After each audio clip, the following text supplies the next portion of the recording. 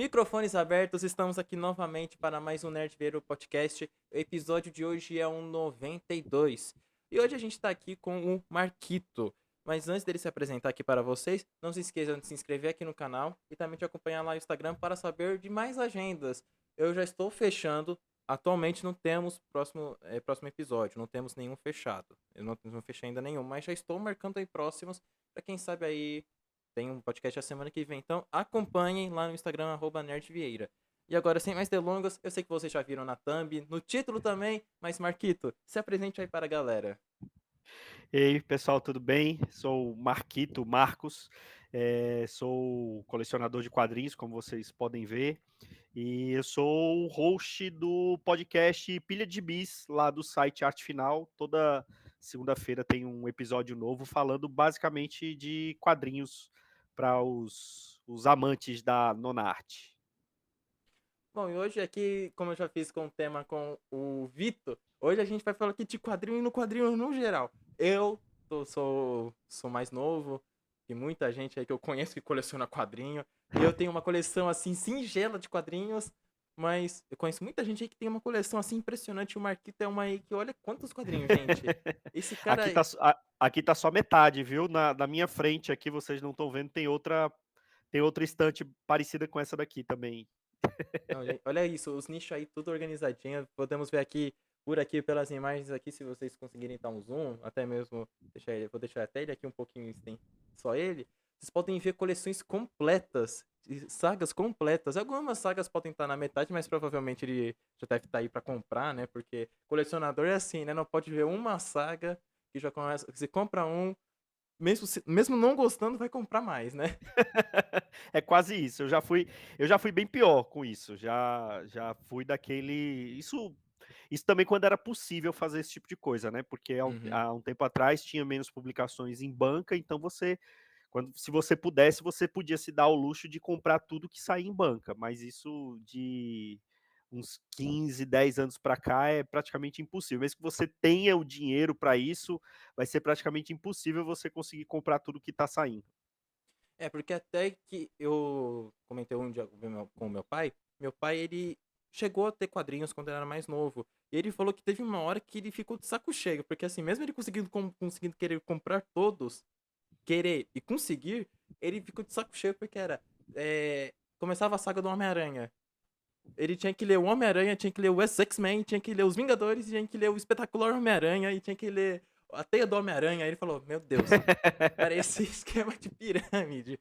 É, Hoje, apesar de ter mais títulos, a gente também tem uma coisa que eu não vejo isso no mercado americano, que é questão de o quadrinho aqui no Brasil. Vamos supor aqui, quando eu cheguei a colecionar bastante, os que saía de bancos, os famosos gibis de linha, né? opa, meu gatinho que tá querendo aparecer aqui na gravação. A gente conhece os famosos gibis de banco, gibis de linha, né? Que são os que saem em banca. Eu não vejo nos Estados Unidos tendo um compilado como no Brasil, que nos Guardiões da Galáxia, por exemplo, vem Guardiões da Galáxia, Guardiões 3000, Rocket Raccoon e Senhor das Estrelas.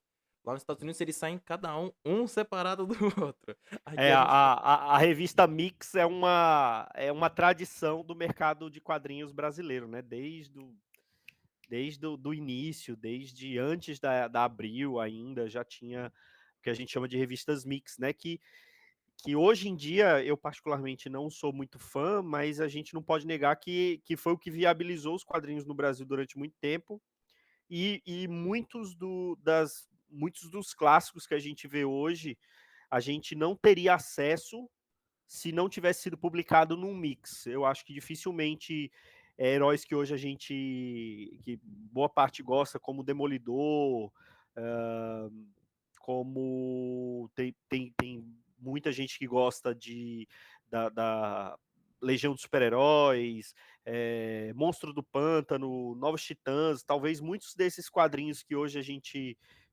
que quando saiu aqui na época a gente não tinha essa noção de que eram tão bons, talvez se não fosse as publicações Mix nunca tivessem saído por aqui. Que nem. Você acha que. Você falou isso, colaborou muito para o conhecimento de personagens. Mas que nem a gente vê que a Marvel considera que muitos personagens lá nos Estados Unidos, como o Cavaleiro da Lua, são heróis Bs pra eles, tipo, não é um herói classe A. E aqui no Brasil a gente chega a conhecer, tipo, o Blade, o Cavaleiro da Lua, porque até, posso até, você me corrija se eu estiver errado, antigamente, bem antes mesmo, né, antes de eu nascer, que eu sou do final da década de 90, sou de 99, existia uma revista chamada Heróis da TV, não era? Isso, isso, isso. Era publicação da Marvel, não era? Era uma publicação da Marvel. Ela, salvo engano, ela começou exatamente como uma revista que publicava quadrinhos de desenhos animados, né? Uhum. Ela, por isso que tem esse nome, Heróis da TV. E aí a editora Abril, ela acabou, ela tinha uma parte dos direitos dos heróis da Marvel, não eram todos da editora Abril.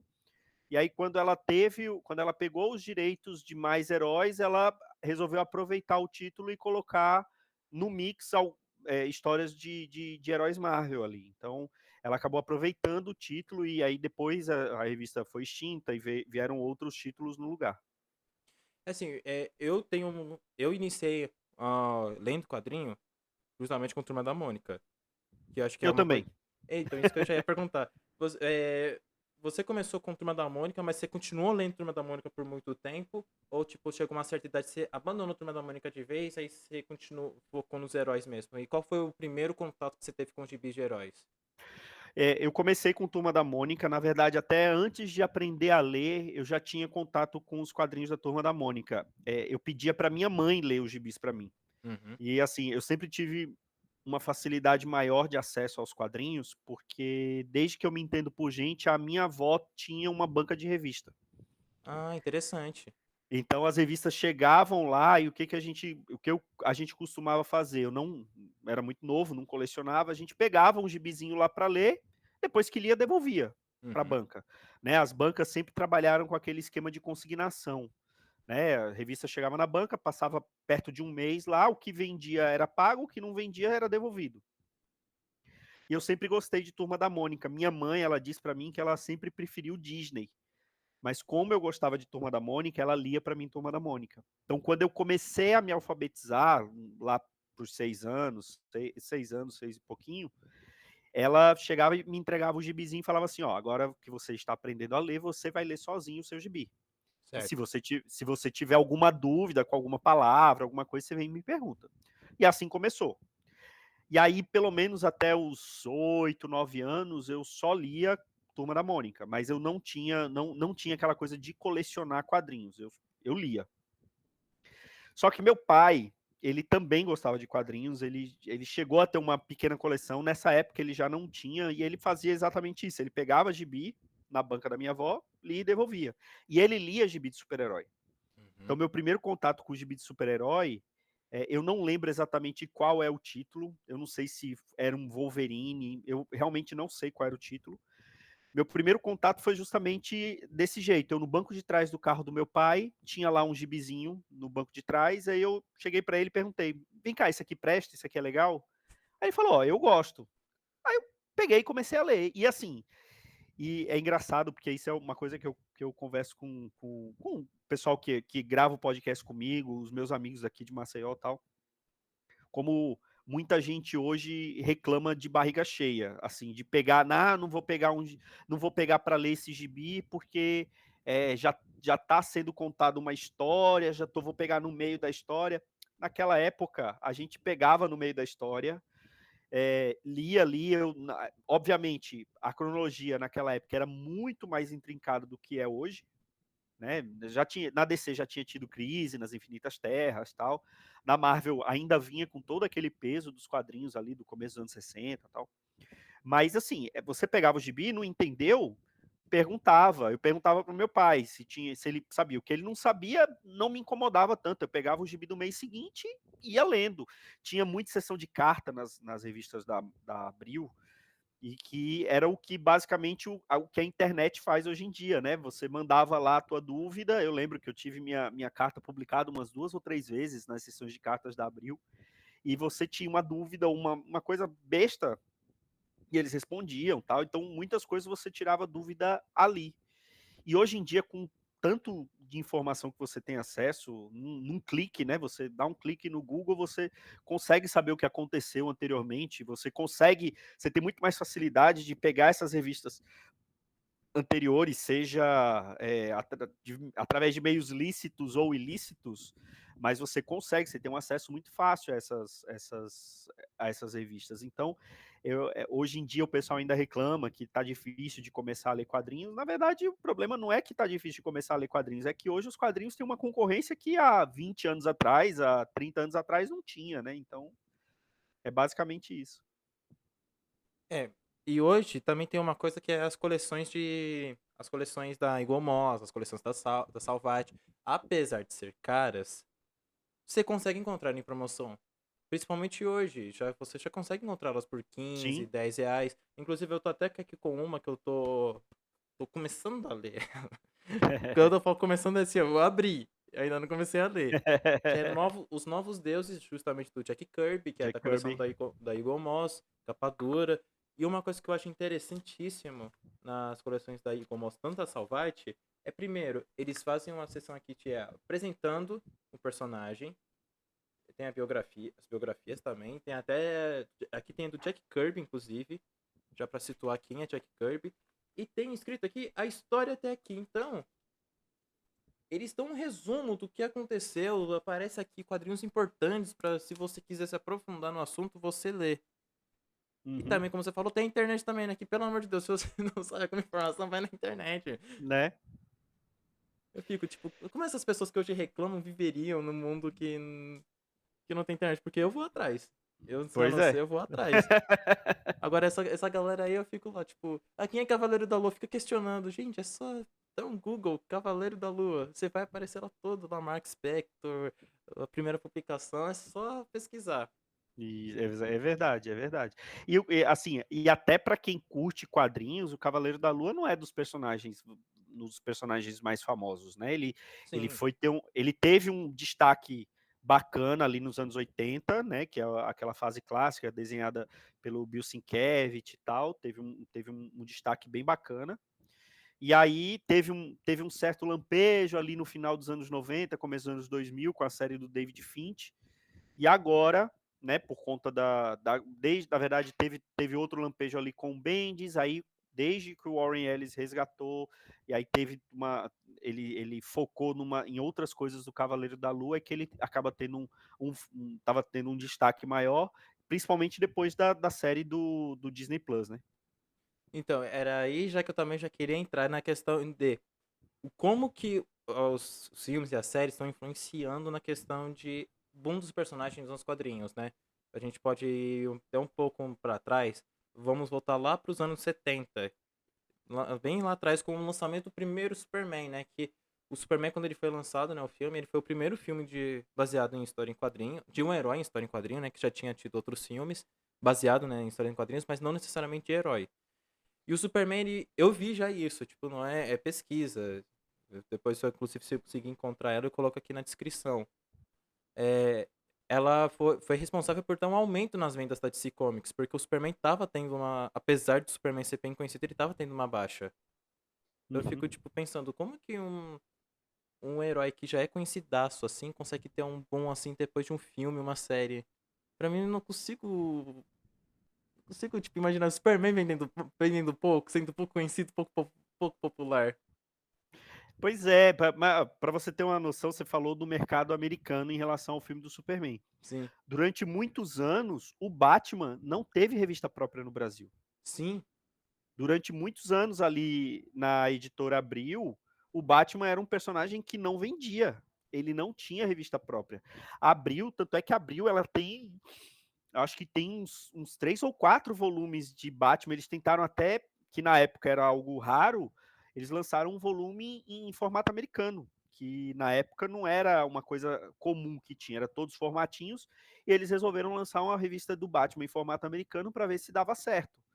E não foi. Então, o Batman ele foi ter uma publicação regular com o nome dele na capa ali em meados dos anos 90, que foi quando teve a revista Liga da Justiça, se tornou Liga da Justiça e Batman. Né? A revista Liga da Justiça foi cancelada, ela tinha sido lançada para lançar a liguinha, né? A Liga da Justiça Internacional, do Kate Giffen, né? do JM DeMatteis e do Kevin Maguire. E aí, no final dessa Liga da Justiça Internacional, para preparar dessa edição da Liga da Justiça, para começar a preparar para a queda do morcego, foi que a Abril resolveu lançar Liga da Justiça e Batman. E aí depois, e aí viu que a queda do morcego ajudou, e aí desde então foi lançada a revista Batman novamente, relançado, e desde então o Batman não deixou de ter revista própria aqui no Brasil. Então você fica pensando como há relativamente pouco tempo atrás o Batman não tinha revista própria no Brasil, né? Isso é uma coisa. Superman, mesmo hoje em dia, Superman ele é um personagem menos popular que o Batman. O Batman ele é apesar de muita gente gostar do Superman, eu gosto do Superman, não é meu personagem favorito, mas eu gosto de algumas histórias do Superman. Mas é impressionante você pensar que até pouco tempo atrás o Batman não conseguia se firmar aqui no Brasil como um herói que tem uma revista própria. Mas o que que você acha que fez com que o Batman não conseguisse se consolidar assim no mercado brasileiro? Qual que foi um dos motivos? Eu não sei, porque assim, isso daí eu era muito novo nessa época, então eu não tinha. E você não tinha como acompanhar o mercado como você tem hoje. Não existia internet, primeiro, né? Não, então, fórum de internet, essas coisas, nem pensar. Então, eu não sei, na época, as histórias do Batman ali dos anos 80, elas são muito boas, né? Que foi aquela retomada do personagem, né? Então, ali pós-crise, até um pouquinho antes da crise, ele tinha histórias muito boas, né? Que desde que o Neil Adams assumiu ali nos desenhos, as histórias do Batman elas se tornaram um pouco mais adultas, entre aspas, mas principalmente comparado ao que era antes, porque o que era antes é o que era na série dos anos 60, né? Aquela coisa bem camp, uma coisa bem menos sombria. Então, não sei, eu acho que era questão de mercado editorial, talvez não se vendeu bem o Batman, porque Novos Titãs tinha revista própria na Uhum. época. Do lado da Marvel, o Homem-Aranha tinha duas revistas, né? Que publicava histórias novas e a que republicava histórias antigas. O Monstro do Pântano chegou a ter revista própria no Brasil. Então, eu não sei, eu sinceramente não sei. Eu acho que era uma coisa de mercado nacional mesmo, alguma coisa que. Ou curadoria das histórias, porque a gente tem que lembrar que nessa época, hoje em dia, a revista tem uma distância de, sei lá, 6 meses do que é publicado nos Estados Unidos para sair aqui. Às vezes, um pouquinho menos, né? Um pouquinho mais, mas eu acredito que a média hoje esteja entre 6 e 8 meses do que sai nos Estados Unidos para sair aqui. Naquela época era muito comum a distância média ser de 3 anos. 3, 4 anos de distância do que era publicado nos Estados Unidos para o que era publicado aqui. Então, os editores na época, e até pela falta de informação do público brasileiro, eles tinham uma liberdade maior de escolher o que ia ser publicado e o que não ia ser publicado. E muita coisa era do gosto deles também, né? Falando assim, ó, isso aqui vai ser legal, isso aqui vai ser publicado bem. Ah, isso aqui eu não gosto, isso aqui não vai vender, então não vai ser publicado. Hoje em dia dificilmente um editor da Panini, de Marvel e DC pode fazer isso, pode falar, não, isso aqui eu não vou publicar porque eu não gosto, eu não acho que venda. Até porque vai ter muita gente acima dele que vai dizer para ele se vai vender ou não. Eu tenho muitas críticas à escolha de formatos de algumas revistas que a Panini publica. Mas é inegável que a quantidade de quadrinhos que você tem hoje é muito maior do que o que a gente tinha há 10 anos atrás, né? O que você tem disponível hoje para ler, como eu falei no começo, você hoje, se você quiser comprar tudo e você tiver dinheiro para comprar tudo, você muito provavelmente não vai conseguir comprar tudo que sai por questão de espaço, e mesmo que você consiga comprar tudo, você dificilmente vai ter tempo de ler tudo. Se bem que isso é outra história, né? Tem muita gente que compra e não lê, né? Então, isso é outra história.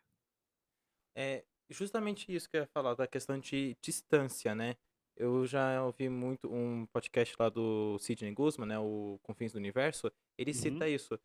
A demora que tinha, né? Que a editora Abril cometia, né? Com os quadrinhos. Mas é aquilo que você falou também, não tinha internet. Então, chegava, tinha que mandar realmente o arquivo, né? Tipo, por correio. O fotolito, era aquelas placas enormes É, para publicado.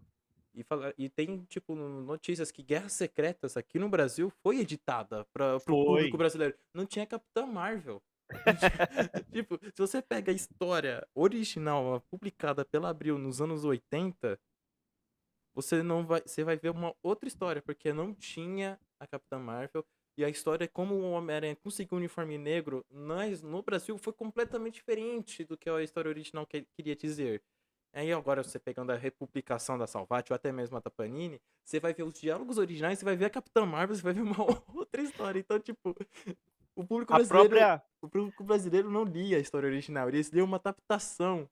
essa história das Guerras Secretas é bem divertida, né? Porque eles contam que assim foi meio que uma imposição editorial publicar naquele momento. Por quê? Uhum. No teu público não sei se conhece a história, Guerras Secretas ela foi uma encomenda, ela foi feita como a maioria das coisas são feitas nesse mercado e inclusive de desenhos, ela foi feita para vender boneco. Ela foi encomendada pela Mattel, né? Que era quem tinha os,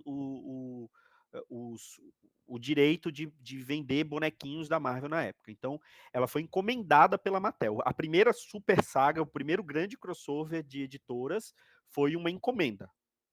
E aí, obviamente, esses bonecos seriam lançados aqui também. E, salvo engano, quem ia lançar era a Gulliver. É a Gulliver que ia fazer uma coleção desses bonecos. Falou, ó, tem que lançar, tem que lançar, tem que lançar.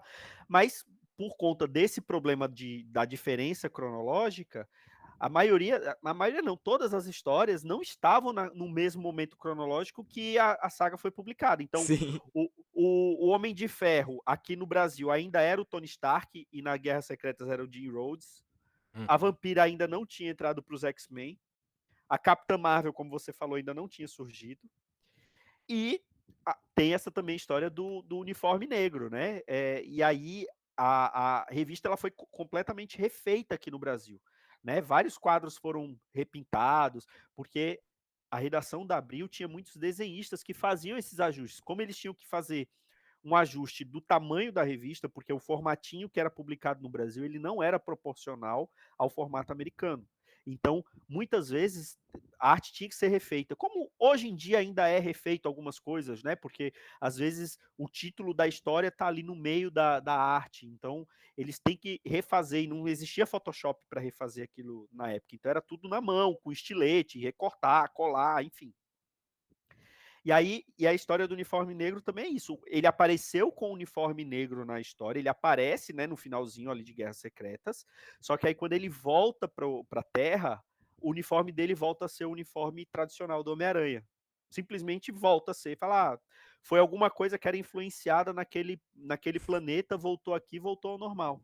E aí, só muitos anos depois, quando chegou no momento cronológico correto, a própria Abril publicou ela no formato original na Teia do Aranha. Eu sei que essa foi um dos primeiros gibis assim que eu lembro. Eu lembro exatamente quando que eu comprei a primeira edição da Teia do Aranha, que Uhum. tinha Guerras Secretas. Eu tinha ido visitar minha tia com a minha mãe, a gente estava no ponto de ônibus esperando para voltar para casa, e nesse ponto de ônibus era uma praça, tinha uma banquinha. Então eu vi lá, eu pedi para minha mãe comprar, eu lembro.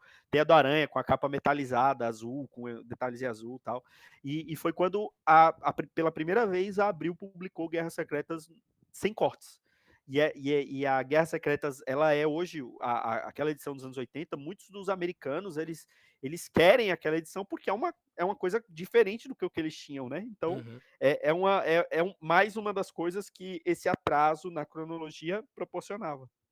Mas assim, o atraso antigamente era até aceitável, justificável até podemos dizer. Sim, E também porque tinha isso, né? O quadrinho brasileiro tinha que seguir umas normas, né? Até de padronização que existem até hoje, né? De norma BNT, essas coisas.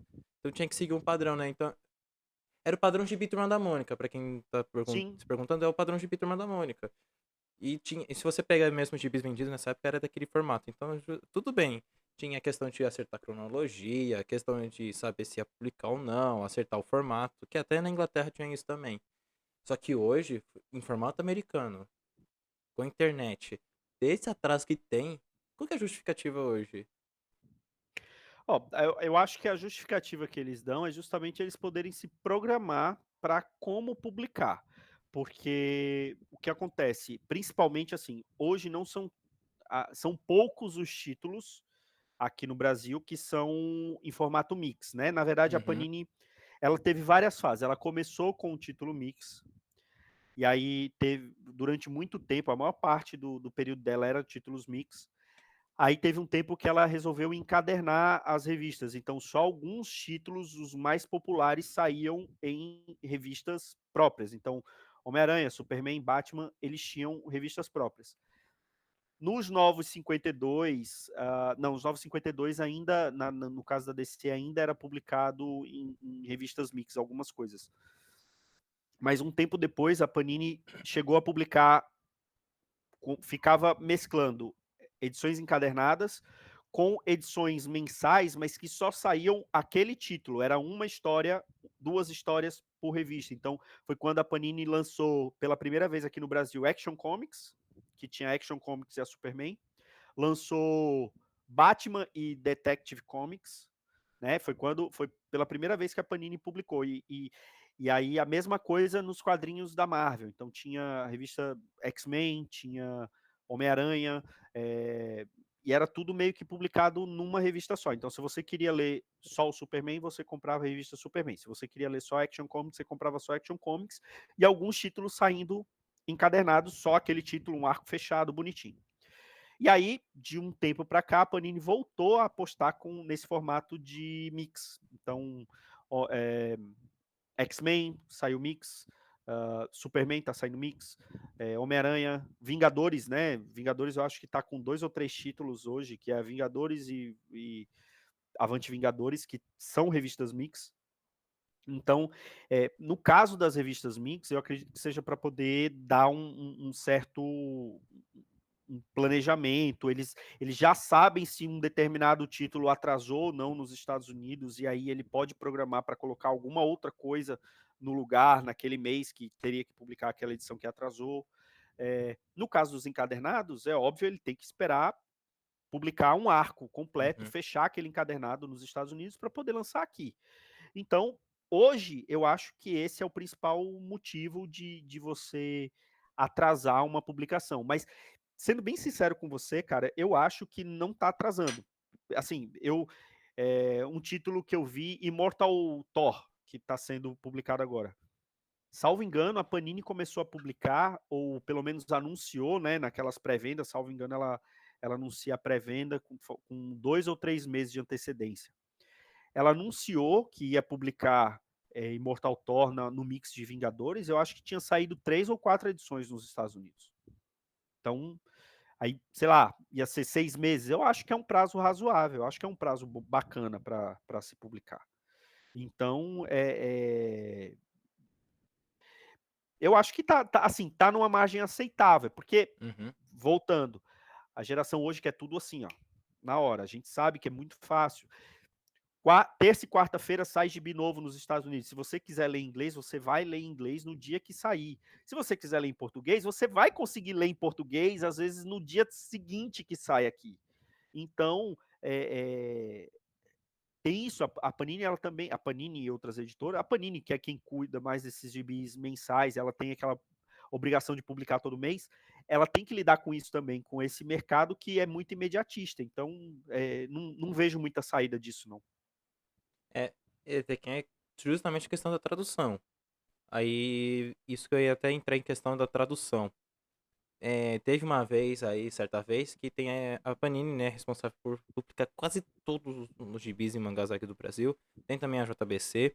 Agora eu não vou lembrar de cabeça qual que foi a editora, se foi JBC ou Panini, mas tem aquele anime, tem aquele mangá que também virou anime, da Serra Elétrica lá, do Chase. Chainsaw Man. Isso, é que eu não sei É pronunciar em a inglês. Panini. É da Panini. Panini. A Panini, quando foi publicar, e até quando saiu a dublagem do anime, muitos fãs ficaram revoltados pela questão da tradução não estar correta, porque tinha justamente alguns palavrões, algumas piadas que não eram desnecessárias, mas por que que teve essa questão de mudança, né? Vou tentar aqui o contexto, já que você também citou a tradução de um para o outro. A Panini, ela lança, né, faz uma curadoria, vê contexto, vê essas coisas, tudo bem, tem uma certa demora. Já os fãs, eles pegam aquele scan, justamente alguém vai escanear aquele quadrinho, vai disponibilizar em japonês, em inglês, a pessoa vai lá, edita no Photoshop e coloca a tradução que ela quiser. Então, se você pegar um scan, isso acontece até nas publicações americanas, né, de super-heróis, DC, Marvel, você Sim, consegue ver scans na internet que tá lá escrito tradução de fã e tradução sim. oficial. Aí você fala, pô, quando você quer ler a tradução oficial, porque você vai ver um contexto diferente, vai ver o contexto que o editor quis colocar e não o contexto que um fã maluco quis colocar. Que às vezes pode ser um palavrão, porque o cara fala, não, esse personagem aqui, se não tivesse censura, falaria palavrão. Agora, e isso, nesse caso, eu entendo o que você está querendo dizer, mas assim, tem muita tradução de fã que faz um trabalho muito bom. Tem Ah, muita sim, gente com que. certeza. Tem muita gente que trabalha hoje no mercado editorial Conta disso. ou no mercado de tradução em geral, que começou traduzindo série, na época Uhum, que você baixava a série, né? Que saía. Acho que o principal fenômeno dessa época de baixar a série foi na época de Lost, sim. né? Então, assim, o pessoal ficava alucinado. Saiu um episódio hoje nos Estados Unidos, no tipo 3, 4 horas depois você já tinha legenda para aquele episódio. Não era feito por IA, não. Era a galera pegava às vezes transcrição, traduzia tudo e disponibilizava. Eu conheço gente que trabalhou em grupo de fansub ou não é fansub porque não é fansub, né? Que é subtitle. Eu conheço gente que trabalhou em grupo de fansub que hoje é tradutor profissional. Então, tem muita gente que faz um trabalho legal. É óbvio que você vai sair alguma coisa errada. No caso de mangá, eu não sou um leitor tão grande de mangá como eu sou de quadrinho norte-americano. Eu leio mangá, leio Chainsaw Man, mas eu vejo que é uma comunidade muito apaixonada. Então, eu acho que dificilmente aconteceria algo nesse sentido, de um fã, de um fã-sub, colocar uma palavra ali que esteja completamente fora de contexto, porque ele achou que ia ser legal colocar. Porque outros membros da comunidade vão pegar aquele scan em inglês, ou muitos sabem ler japonês, vão pegar o scan em japonês e vão ler e vão ver que tem alguma coisa errada. Isso fora que a própria Shueisha, né, que é a editora desses quadrinhos, que publica Shonen Jump, ela tem um aplicativo oficial, o Uhum. Manga Plus, a gente já falou algumas vezes dele lá no nosso podcast, no Pilha de Gibis, que ela disponibiliza de graça os principais mangás, ela faz um esquema assim, ela publica isso de quase todos os mangás em inglês e japonês. Ela tem, eu acho que o catálogo dela todo lá. Ela publica os 3 primeiros capítulos de cada mangá e normalmente os 3 ou 4 últimos capítulos. Se você quiser ler o que está no meio, você tem que pagar uma assinatura. Né? Uhum. Mas se você tiver em dia, você não precisa pagar para ler o seu gibi. Se você não for colecionador, não quiser colecionar, você está ali, você vai ler e pronto. E tem inclusive mangás em português. Seria uma tradução oficial, né? Chainsaw Man eu acho que tem em português, Spy Family tem em português, tem alguns mangás, One Piece tem lá disponível, os primeiros e os últimos capítulos, só que você tem lá mais de 1000 capítulos no meio que se você quiser ler, você tem que pagar. E assim, é aquilo que a gente estava falando da velocidade. O fã hoje em dia ele não quer esperar 3, 4 meses, 5 meses, 6 meses para poder ler um capítulo de mangá que saiu ontem no Japão. Ele quer ler hoje. Na verdade, ele quer ler no mesmo dia que sai no Japão. Então, isso acontece também para fãs de quadrinhos norte-americanos. Saiu o gibi, terça ou quarta-feira, no mesmo dia tem disponível para ler, seja você comprando num Comixology da vida, no aplicativo da DC, no aplicativo da Marvel, como você baixando. Isso fica disponível no mesmo dia. No mesmo dia. E aí tem gente que faz um trabalho bacana, é óbvio, tem gente que não faz um trabalho legal, mas aí você vai saber distinguir os grupos que fazem um trabalho bacana dos que não fazem. E isso também é uma forma de você ver o que a Panini está fazendo, porque não é porque sai uma tradução oficial que ela vai ser boa. Às Uhum. vezes tem traduções oficiais, eu não estou nem falando de erros de português, erros de revisão do quadrinho. Estou falando de erros de tradução ou de soluções porcas ou soluções que ele tira de contexto e coloca ali uma tradução literal que às vezes não faz o menor sentido. Tem um podcast que eu escuto muito bom, que é o Notas dos Tradutores. Eu não sei se você conhece. Ele é do Mário Luiz Barroso, do Carlos Rutz e do Érico Assis. O Mário Barroso é uma lenda da tradução de quadrinhos no Brasil. Ele está nesse mercado desde os anos 80, já foi editor da Editora Abril. O Érico Assis é talvez o mais conhecido tradutor de quadrinhos hoje no mercado brasileiro. E o Carlos Rutz, ele traduziu basicamente quase toda a coleção da Egomos que você mostrou aí. Se você olhar, provavelmente vai ter o nome dele aí nos créditos de tradução.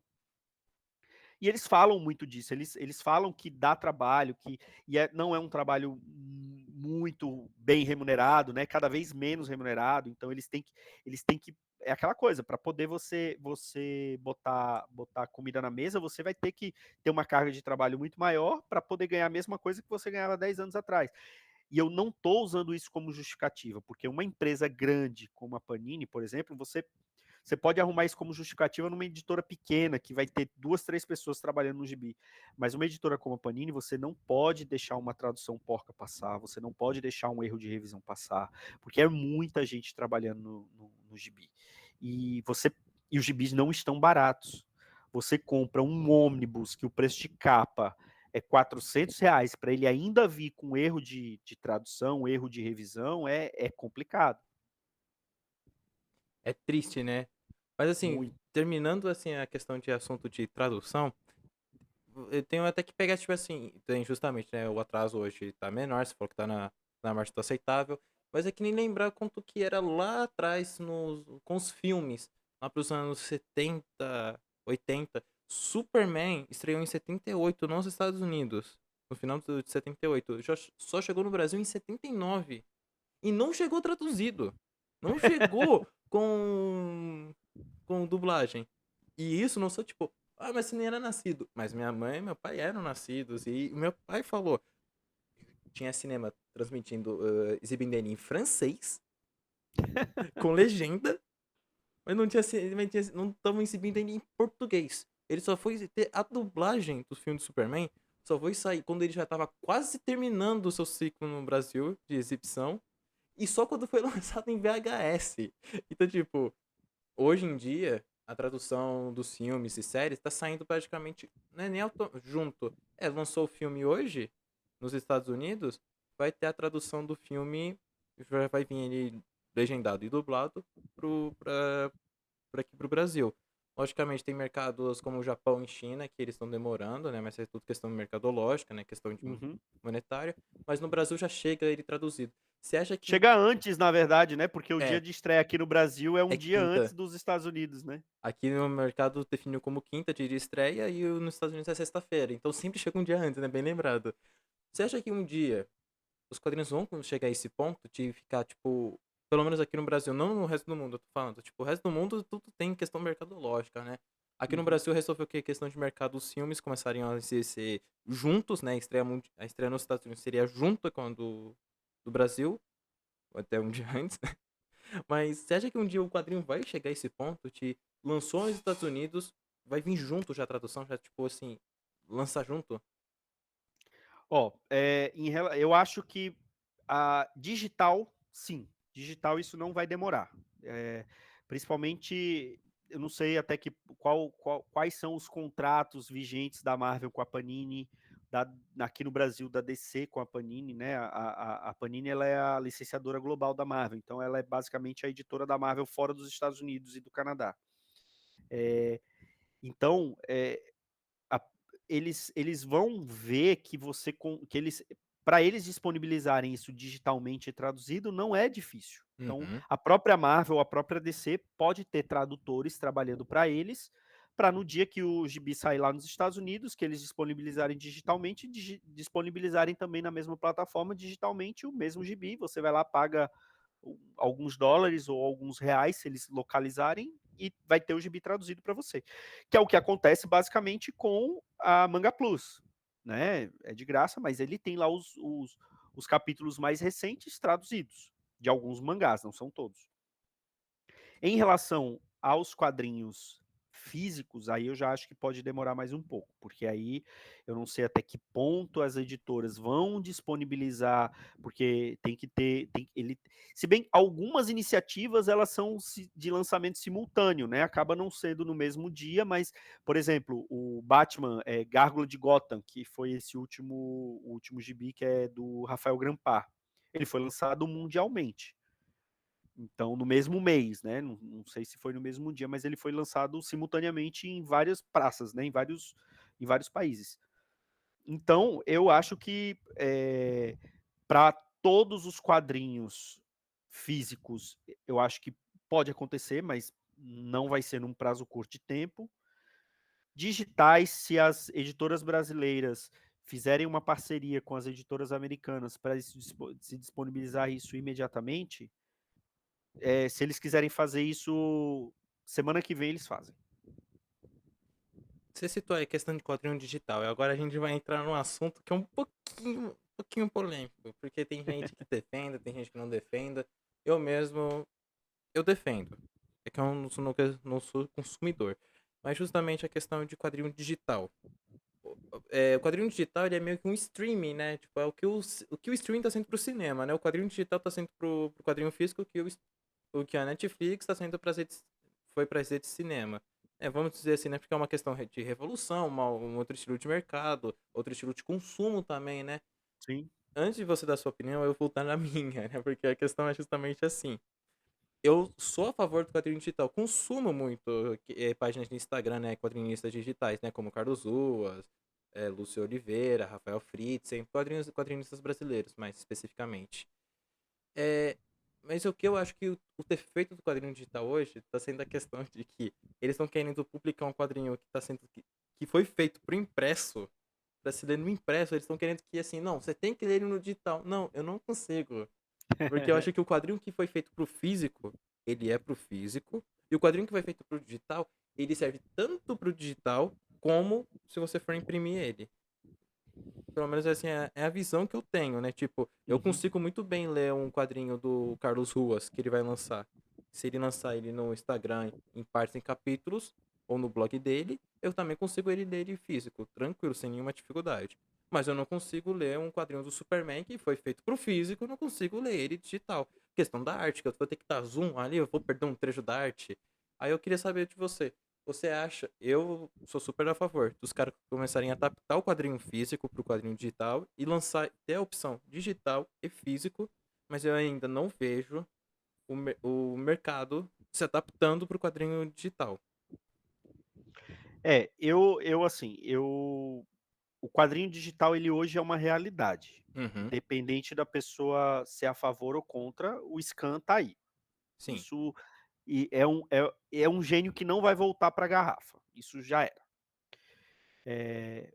Eu acho que vai ser muito é aquela coisa que quando surgiu o streaming ou quando surgiu o MP3, o pessoal pirateava, né? Porque era mais fácil, não tinha uma plataforma. Aí veio os streamings. E aí muitas pessoas, não foram todas, muitas pessoas falaram assim: não, eu prefiro pagar um streaming, é mais cômodo. Eu, minha TV tem um aplicativo, eu ligo a TV, acesso o aplicativo, já vai estar lá o que eu quero ver. Se as editoras brasileiras, porque isso nos Estados Unidos já é uma realidade dos quadrinhos digitais. Tem alguns quadrinhos que foram lançados primeiro no digital e depois se tornaram quadrinhos, foram lançados físico. Injustice, eu acho que é o principal exemplo que eu lembro agora.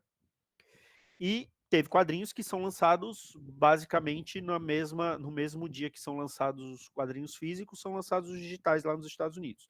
Então, eu acho que eu não vejo tanto essa diferença. É claro, eu particularmente, eu consumo scan, eu leio scan, seja de quadrinho que era para ser físico e tem o digital, eu acabo, por uma série de motivos, eu acabo lendo o digital, mas eu prefiro ler o gibi no papel. Uhum. Prefiro. É aquela coisa de nerd velho que prefere estar com o gibi na mão, enfim, eu prefiro ler o gibi no papel. Eu tenho amigos que eles hoje, difícil, eles leem muito mais o scan do que ler o gibi físico. Compram também, mas é pouca coisa que compram. Compram algumas coisas mais pontuais, algumas coisas que eles gostaram muito quando leram o scan, ou alguma coleção de material antigo que eles têm um carinho maior, sabem que são quadrinhos bons e acabam comprando o gibi físico. Tem quadrinhos que são feitos para o digital que talvez não funcionem tão bem no físico, porque eles são feitos para consumir daquela maneira, seja num feed do Instagram ou na plataforma lá do Tapas. O quadrinista, ele imagina o quadrinho dele para aquela plataforma. Então, é uma coisa que falam muito do quadrinho físico, que é a virada de página. Então, o quadrinista, ele prepara um determinado quadrinho para que você chegue no final daquela página e que você tenha um determinado impacto quando virar a página. Isso num feed se perde, né? Numa rolagem de tela você acaba se perdendo. Ou, dependendo de como for, você pode colocar isso quadrinho a quadrinho, no caso de tirinha, né? Você tem esses efeitos também. Mas eu acho que é uma coisa que tem que encarar, que não vai voltar para a garrafa. Tem algumas iniciativas que são interessantes. Aqui no Brasil mesmo, o Social Comics, eu acho que é uma iniciativa excelente. Você paga uma mensalidade e você tem acesso a todo o acervo que o Social Comics disponibiliza no aplicativo dele. Ele sim é uma espécie de Netflix dos quadrinhos, porque ele tá lá, todo aquele acervo, você vai lendo conforme. Eu fui assinante há um tempo, mas na época que eu fui assinante, a plataforma não estava tão bacana, não tinha tantos títulos, enfim. E como eu falei, eu prefiro ler o quadrinho impresso. Mas se uma Panini disponibilizasse um serviço parecido para quadrinhos da Marvel e DC, eu muito provavelmente assinaria. Eu prefiro ter acesso a um quadrinho de qualidade, que eu sei que no dia que sair ele vai estar lá, do que eu ter que garimpar, ter que acessar, baixar um outro aplicativo, ou acessar grupos no Telegram, ou acessar um site que dá para você ler online, que aí você vai ter que baixar, enfim.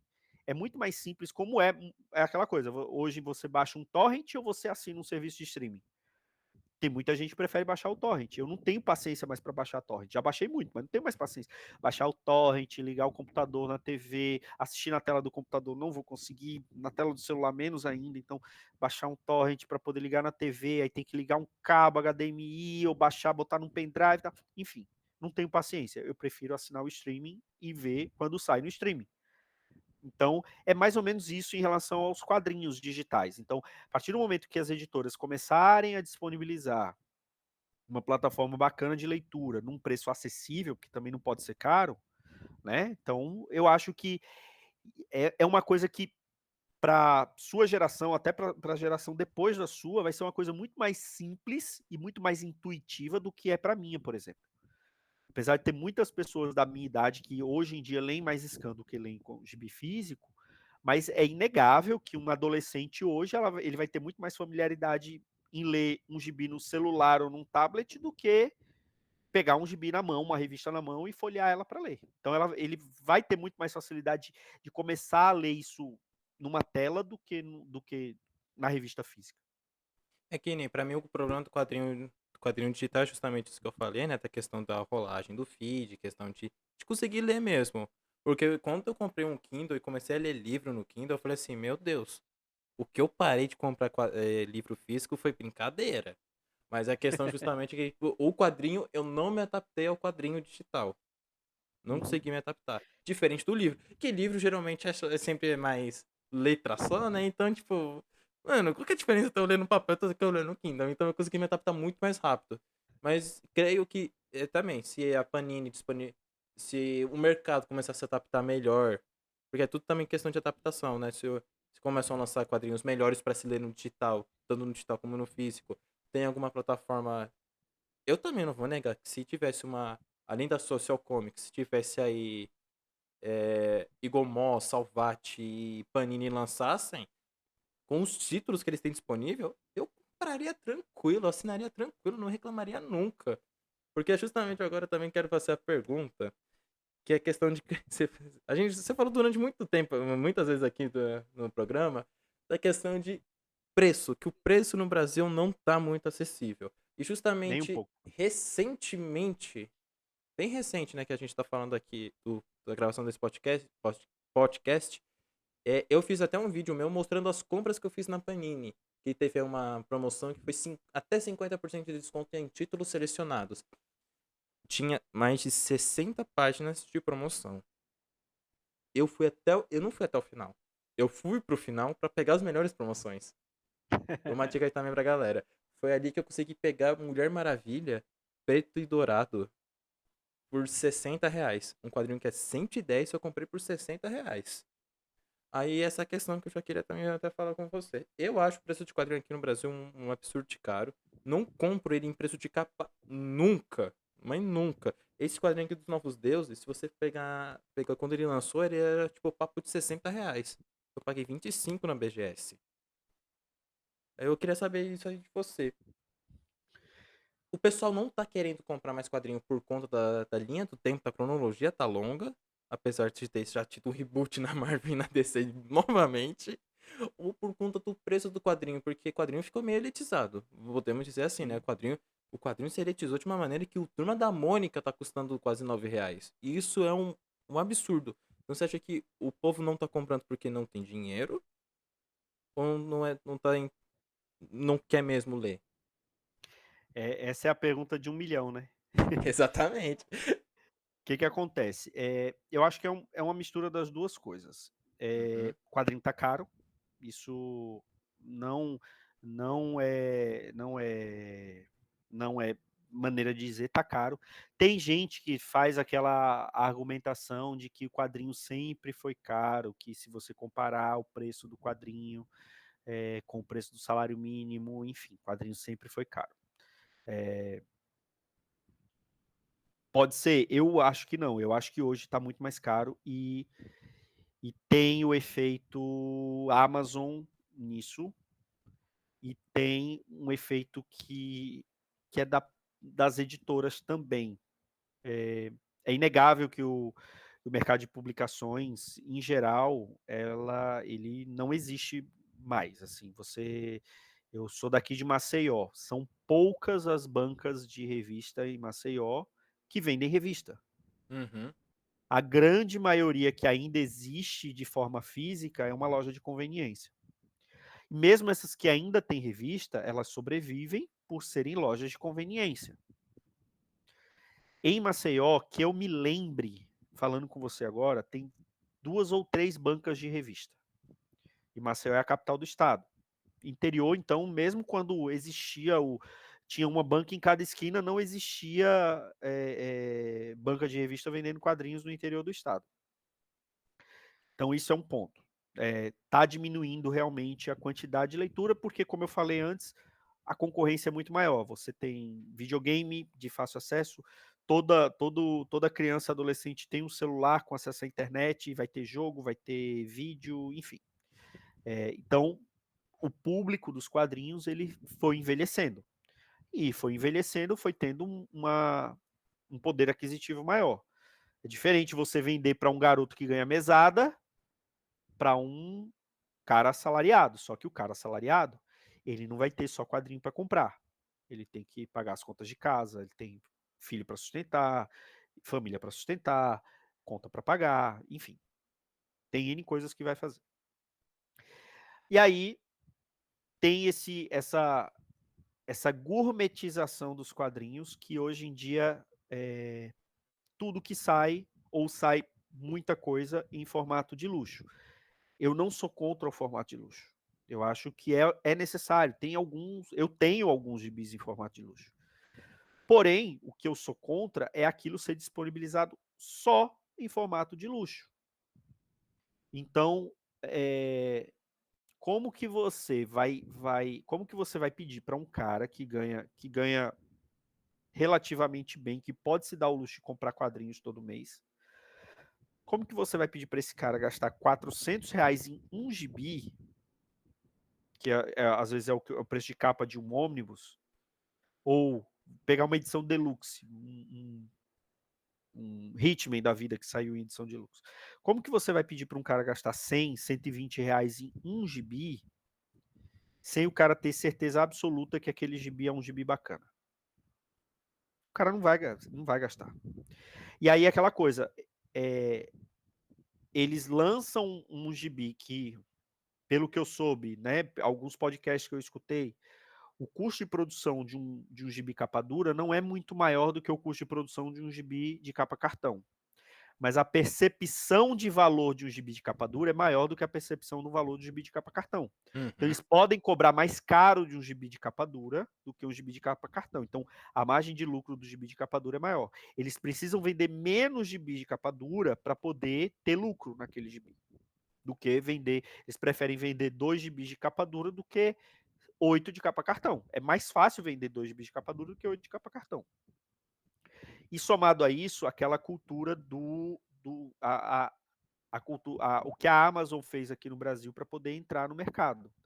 Entenda, a culpa não é só da Amazon. Exatamente.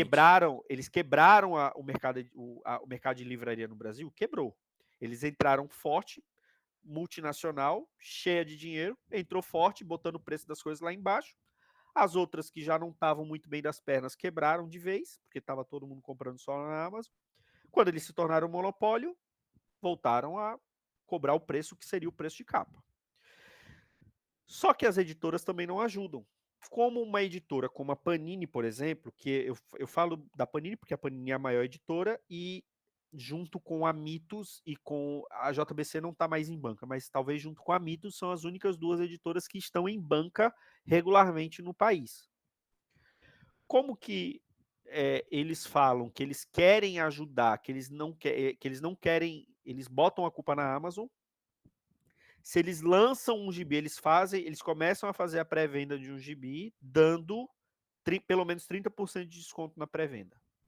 Sendo que o jornaleiro, quando ele pega aquele gibi para vender, esse é o valor que ele vai ganhar. Porque a margem que ele paga para a distribuidora, o que ele fica, na verdade, é de 25% a 30% do valor de capa. Se ele der os 30% de desconto, ele vai estar pagando para trabalhar, porque ele tem os outros custos do ponto dele. Então, ele já mata o jornaleiro, o dono de comic shop aí. Ponto. E aí você tem essa coisa dessa amazonificação dos preços, eles já lançam um gibi esperando qual que seria o valor com desconto. Ao invés de lançar um gibi com preço justo desde o início, e, sei lá, se esse gibi dali a 1 ano ele tiver encalhado, você precisar fazer uma promoção, você dá um desconto.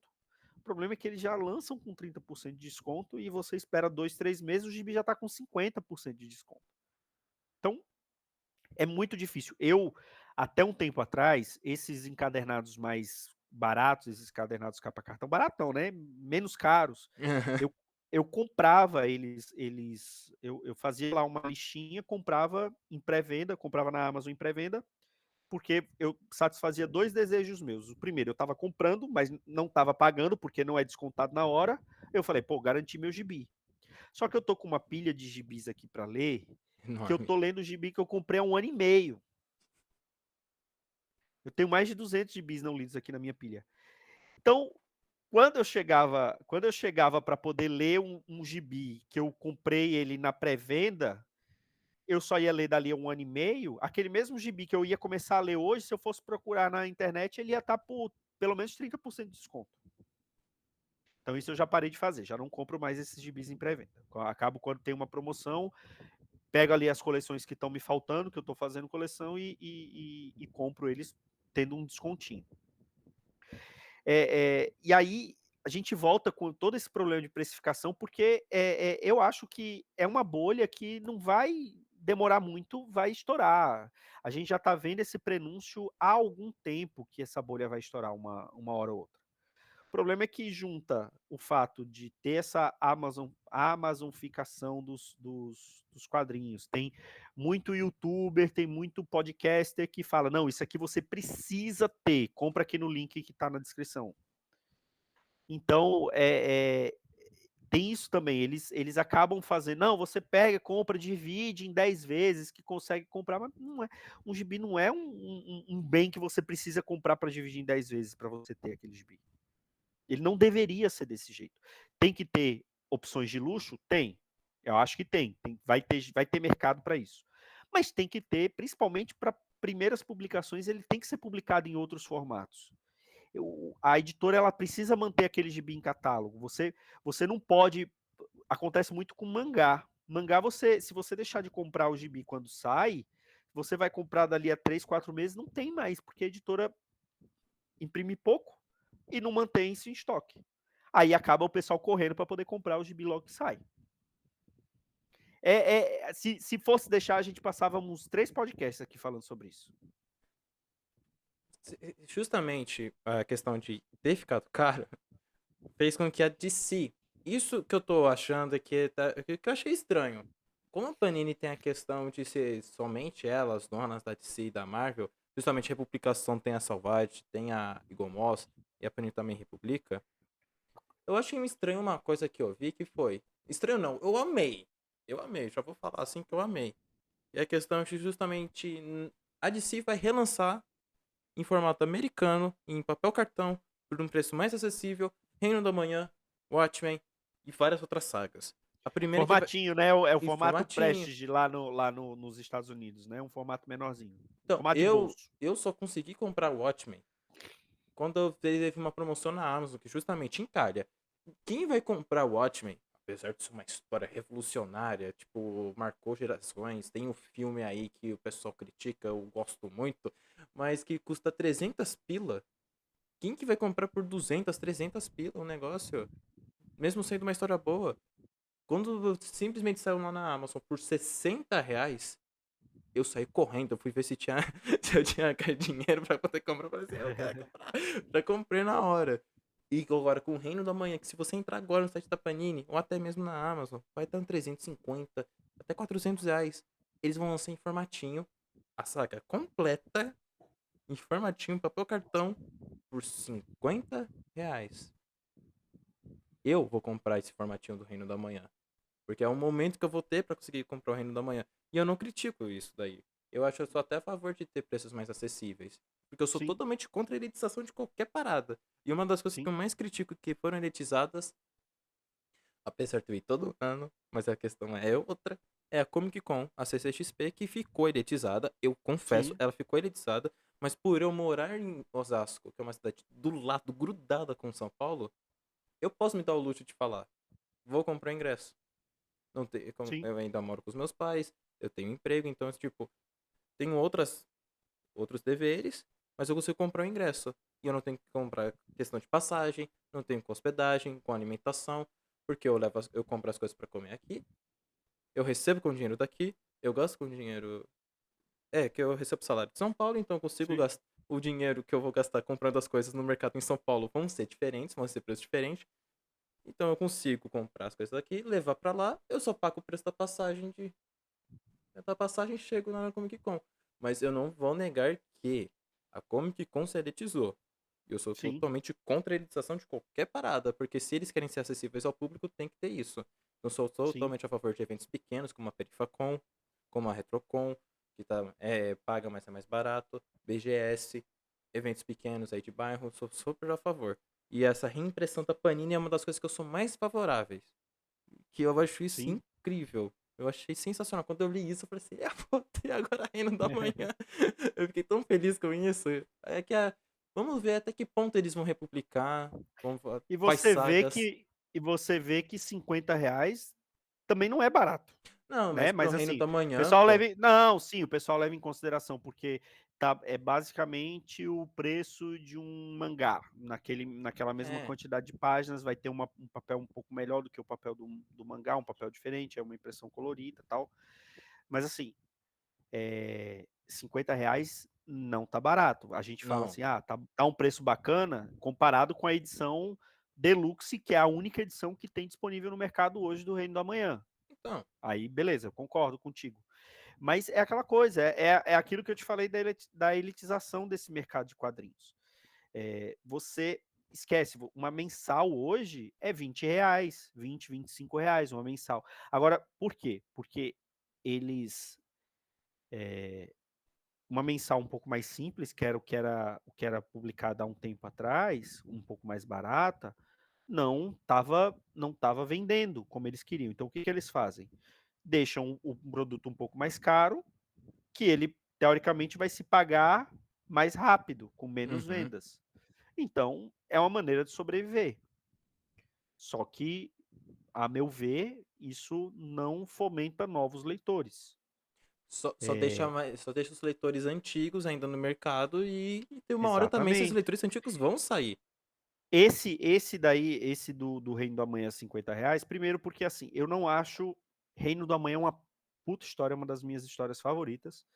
O Mark Waid é um dos meus autores favoritos. Uhum. Mas ela não é um gibi de início.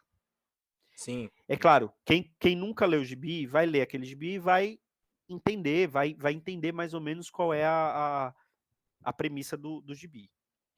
Mas ele não vai aproveitar a mesma coisa de alguém que já tem uma certa bagagem, que já conhece aqueles personagens, que conhece o contexto de quando esse gibi foi publicado pela primeira vez, veio dali na rabeira do surgimento da Image. Então, todos aqueles novos heróis ali que lutam com os antigos heróis, eles têm aquela coisa de dentes rangentes, aquela coisa da Image dos anos 90 e tal.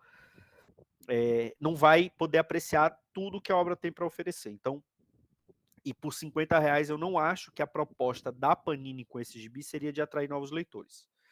É para baratear para quem já lê, mas que por algum motivo não consegue comprar o gibi de R$ 300 da edição de luxo. Assim, toda iniciativa que vai trazer novos leitores eu acho bacana, porque Uhum. teoricamente, com mais leitores, mais vendas, mais barato vai ficar o gibi. Então, Vai na se aumentar a teoria, tiragem, na vai que eles teoria. aumentam. Vai que eles vão lá e Na falam assim, ó, mas gente, agora vamos aumentar aquela aumentada. Na teoria.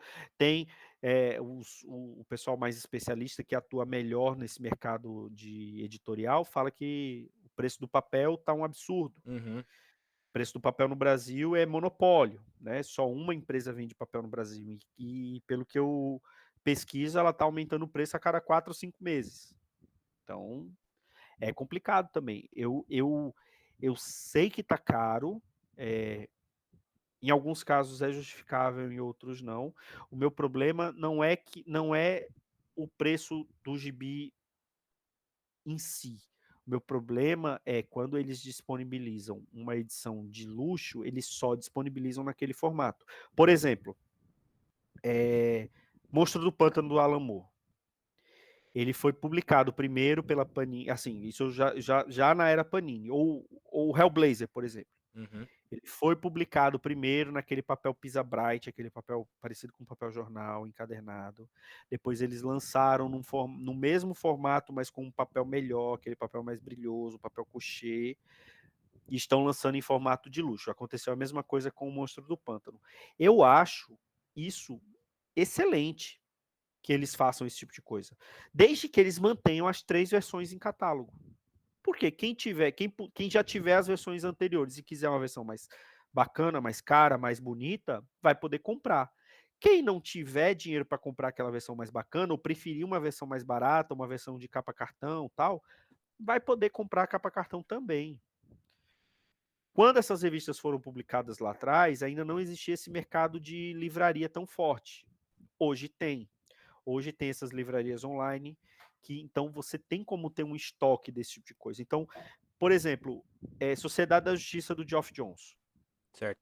A Panini estava publicando isso, começando com as publicações do formato Saga, que eu acho, para mim, hoje é o melhor formato que tem. É o melhor custo-benefício hoje dos quadrinhos, tanto as da Marvel como as da DC, são as coleções da Saga. Eles lançam essa Sociedade da Justiça do Geoff Johns já direto em ônibus. Eu acabei comprando, mas eu comprei uns 3, 4 anos depois que foi lançado, 2, 3 anos depois que foi lançada, pegando uma promoção de pelo menos 50% de desconto. Uhum. Agora, por quê? Não é o formato que eu prefiro. Na verdade, eu odeio esse formato. Mas é o único formato que a Panini disponibilizou. Tem muito gibi que eu queria ter, por exemplo, Hulk do Peter David, esse Thor do Dan Jurgens com o Romitinha. Tem muita coisa que eles disponibilizam nesse formato de luxo que cara, eu queria ter, mas eu não vou comprar isso agora. Eu tenho outras prioridades, não só de outras contas que a gente tem, todo mundo tem, mas eu tenho outras prioridades nos quadrinhos. Entre comprar esse ônibus, eu prefiro comprar 10 sagas. 10 edições saga que eu vou me divertir muito mais.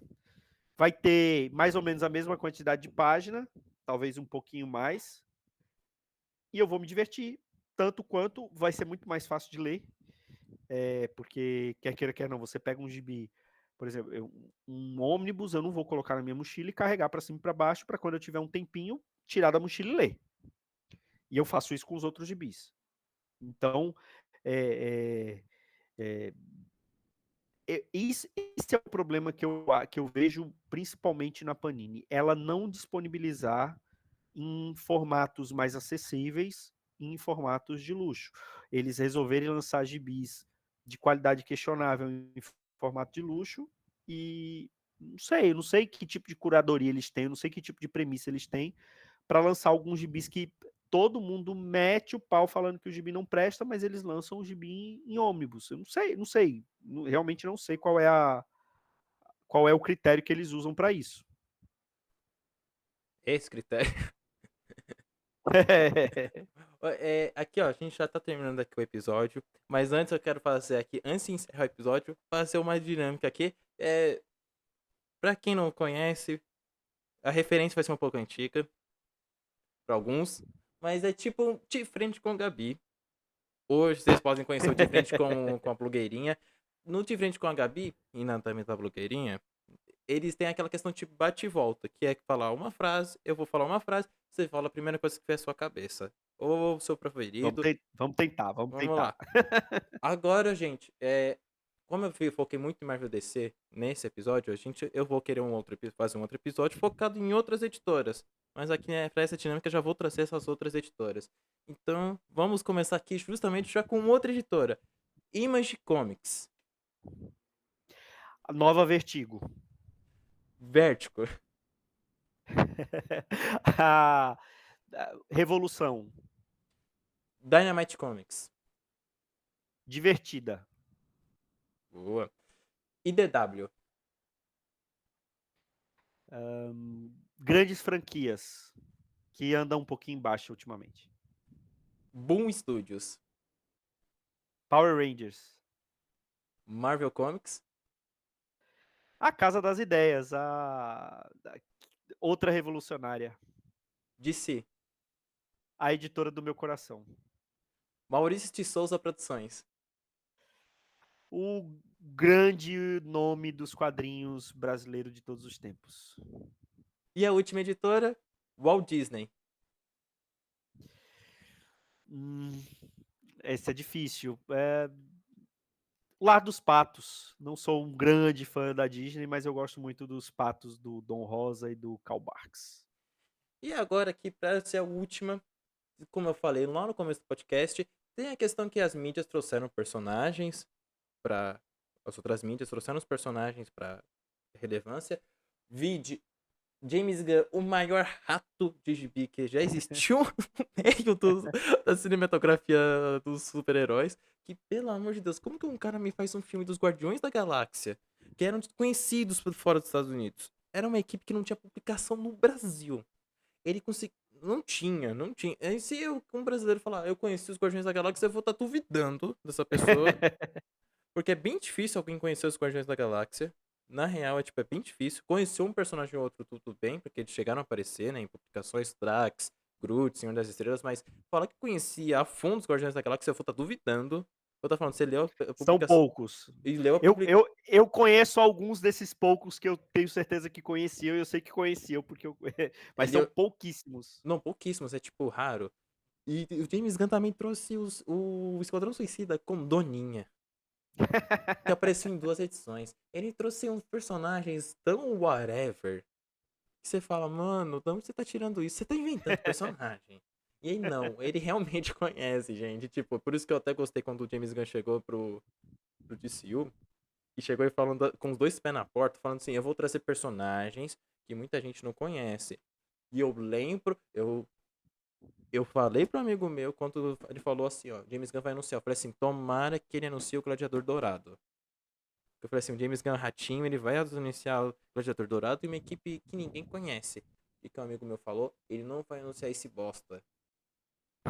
Quando o James Gunn chegou anunciando o que queria lançar, o que ele me solta? Série do Gladiador Dourado. Eu falei assim, chupa. Eu sabia. Ah, você é fã do Gladiador Dourado? Não, mas é porque como ele falou que o Besouro Azul ia continuar, eu falei, se o Gladiador Dourado não aparecer, o James Gunn não sabe o que tá fazendo. E quando ele anunciou o Authority também, eu falei, rapaz, James Gunn, o que que você tá, o que que você tá aprontando, meu? Mas assim, ó, eu me perdi um pouco, mas eu fiquei chocado. Authority, quem conhece... Authority é tão cena de DC Comics ultimamente que eu não sei o que que o cara quer reviver essa equipe. Sinceramente. Sendo bem sincero, eu não sei. Ela é tão anos 90, né? Ali É, tão final dos anos 90, início dos anos 2000, um excelente gibi não, do sim, não tô Warren Ellis. criticando. Eu, assim, É. eu tô criticando, tipo, mas é que é tão, Mas é tipo, porque não você imagina os óbvios, né? Os personagens mais clássicos da DC, sim. E ele né? anunciar Não, Authority, é tipo, se ele tivesse ficado na Marvel, eu suspeito que se ele tivesse ficado na Marvel, ele ia trazer Tropa Alpha. E o que não é difícil. Se ele tivesse continuado na Marvel, ele ia trazer a Tropa Alpha. E agora eu tô. não duvido. Eu, eu acho que ele ia trazer tranquilo. Ele ia falar, bom, já vi os Guardiões da Galáxia, agora eu vou trazer a Tropa Alpha. Aí os caras iam falar, mano, você tá doido? Você tá ficando maluco? Que seja, a gente já teve. Guardiões da Galáxia era nem equipe C, era D. De tão esquecida no churrasco que eles Pois eram. é, não, ninguém nem sabia até. E os Guardiões da Galáxia que ficaram famosos nos filmes do James Gunn, eles, na verdade, eles se tornaram uma equipe daquele jeito depois dos filmes, né? Porque Sim. a equipe clássica dos Guardiões da Galáxia não tem nada a ver com o que o Não, James Gunn levou pro, nada a ver. pro, pro cinema, Inclusive, até nada a o ver. Yondo, ele trocou completamente o que o Yondo foi. E se vocês quiserem saber quem é a equipe clássica dos Guardiões nos quadrinhos, é só ver o final de Guardiões da Galáxia 2. É É Yondo, exatamente Yondo. Só não tem o Vance Astro lá no filme. isso, Que é o que tem o escudo do isso. Capitão América, inclusive, mas tem o Yondo, o Águia Estelar. É aquela equipe. É aquela equipe. Você fala, mano, Não com aqueles visuais, obviamente, mas logicamente. é basicamente aquela equipe. Sim. Mas agora, voltando aqui pra dinâmica, assim, também, eu vou querer saber se você conhecia esse personagem ou não antes deles surgirem nos Certo, filmes. Nos filmes. certo. Ter o filme, assim, famoso, uma série famosa. Eu não vou vir com aqueles óbvios, sabe? Tipo, Demolidor, Homem-Aranha, porque, pelo amor de Deus, Constantine. Constantine ficou famoso nos quadrinhos e estourou a bolha, né? Justamente pelo filme do Keanu Reeves e pela série que teve recente. Mas eu vou ir Sim, pros mais profundos mesmo. Bem vamos profundo. lá. O primeiro não é tão profundo, mas Jonah X. Jonah Hex, o pistoleiro da DC que viajou no tempo, conhecia. Não vi o filme. Esse eu não vi o filme, até hoje não vi o filme. Mas já conheci o personagem. Já conheci o personagem. Vamos agora para um que pouca gente sabe, mas Sandman. Tá. Não sei se vai dar, não vai dar pra ver. O cara tem a Vai? tatuagem do Sandman, né? É que assim, pouca gente sabe. Quando a série lançou, pouca gente não. Tinha gente que não sabia que era uma adaptação de quadrinho. Então, tipo. Uhum. Eu sabia que você ia saber, né? Mas enfim, né? Mas o Sandman, eu Entretenimento. não Aqui é é, entretenimento, gente. É tipo pra saber se ele conhecia já viu ou não. o Sandman eu não li da primeira vez que saiu aqui no Brasil. A Certo. primeira vez que eu fui ler Sandman foi quando a Conrad publicou a coleção que para mim ainda hoje é a coleção mais bonita que tem de Sandman, foi aquela coleção em capa dura que a Conrad publicou há alguns anos, ali no início dos anos, meados dos anos 2000. Para mim a melhor coleção foi quando eu li a série completa. Comprei aquela coleção de 30 anos que a Panini publicou recentemente, que é capa cartão. Então, Uhum. hoje eu tenho essas duas versões. Agora um que você tem, inclusive, até um funkozinho aí, né? Que eu acho que você deve até saber. Pacificador. Conhecia ou não? Conhecia aquele. Eu tinha lido. Eu acho que eu tinha lido pouquíssimas histórias que o Pacificador tinha aparecido, porque ele também não foi publicado em muitas histórias aqui. Uhum. Vi uma aparição dele na Crise nas Infinitas Terras, e só, basicamente.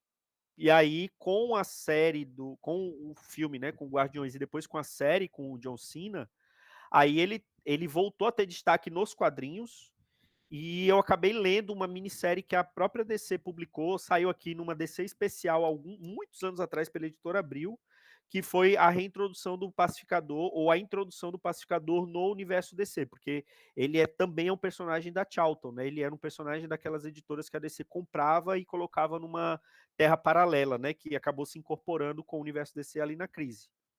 Mas eu li participações dele antes do filme. Aí eu fui ler coisa dele, mas aí foi depois do filme.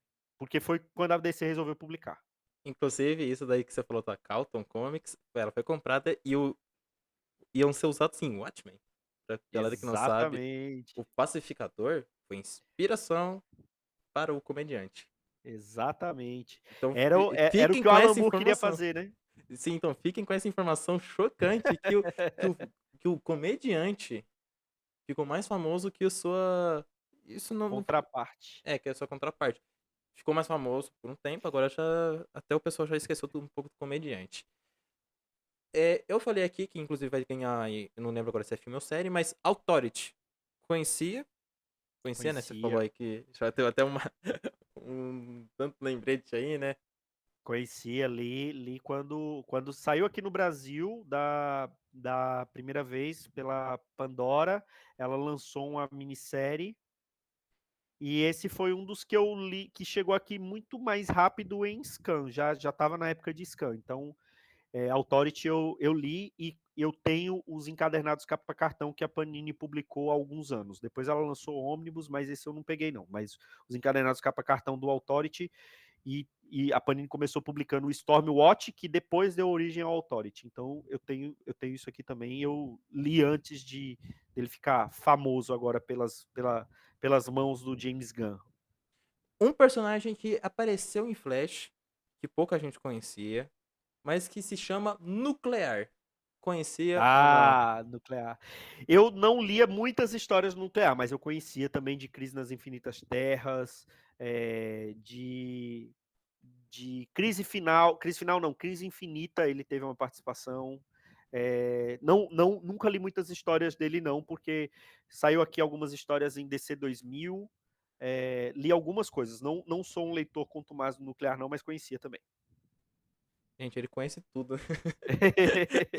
Ele é o James Gunn, ele é o nosso James Gunn brasileiro. Uma aqui pra finalizar, que é também um pouco, não é tão alternativa assim, é da Marvel, mas é o Punho de Ferro. Punho de Ferro conhecia também. Lia mais recentemente, há 15 anos, talvez, um pouquinho mais, um pouquinho menos, teve uma série muito bacana do Ed Brubaker, e depois do Matt Fraction. Eles resgataram o personagem, eles remodelaram o personagem.